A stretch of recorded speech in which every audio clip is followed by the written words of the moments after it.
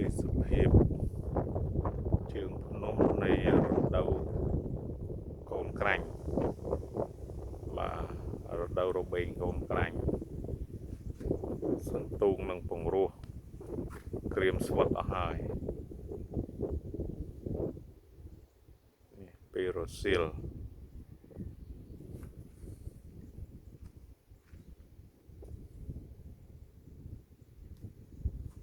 ទេសភាពជើងភ្នំវាស្អាត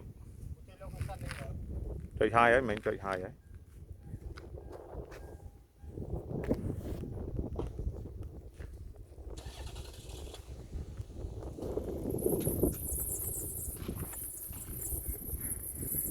ទេសភាពតំបន់ជើងភ្នំ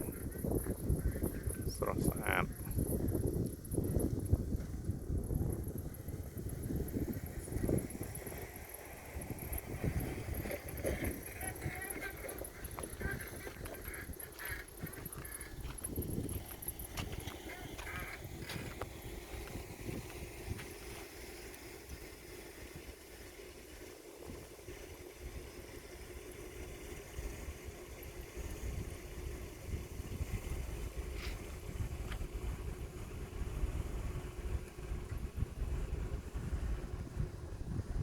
នេះមិនរដូវប្រាំងហើយក៏មិនមែនជារដូវវស្សាដែរគឺរដូវ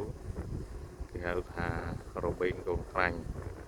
គឺជាកូនរដូវប្រាំងមួយស្ថិតនៅក្នុងរដូវដើមនៃរដូវវស្សា